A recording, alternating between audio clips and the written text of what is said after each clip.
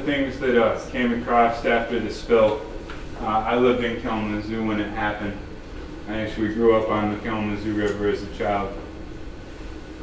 And for a year and a half, I didn't bother worrying too much about the spill because I watched a couple news reports that said everything was under control. And that all the authorities told us, we got it, it's okay. We're in control. And that was the thing that we heard. And not knowing no better, all right, they're in control. After a year and a half, a whistleblower got me to go out to the river. And to try and keep this part short, the river I grew up on, I thought I was stepping 6 inches off of the shoreline into what might have been about 10 inches of water.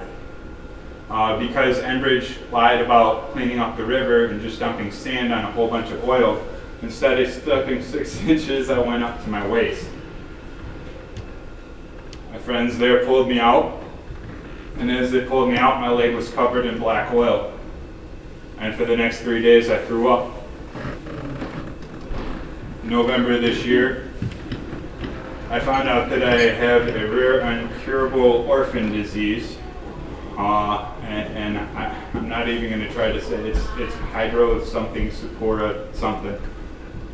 It's an uncurable disease. It's a rare form, so there's almost no data about it. And even though this is a disease that's supposed to be present in 0.02% of the population, the trailer park that Michelle lived at has 8 other residents that have this rare disease. And that's not the one that gets me.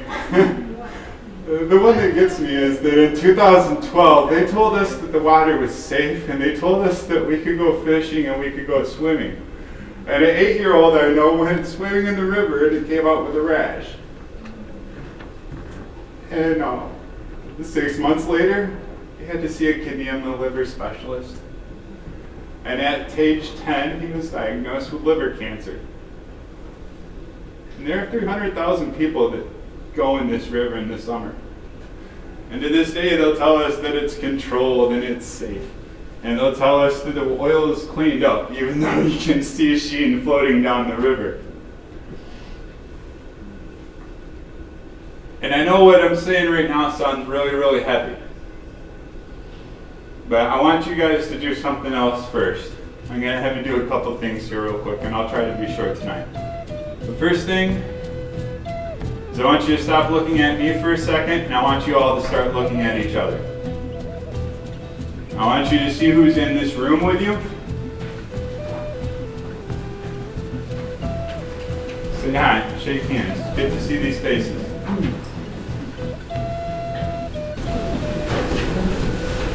Now I want you guys to do something else. I want you to put your fists up in the air with me. And say this with me. We've all heard this before. Power to the people! Power to the people! Feels a little weird, the weird sign. Keep your hands up.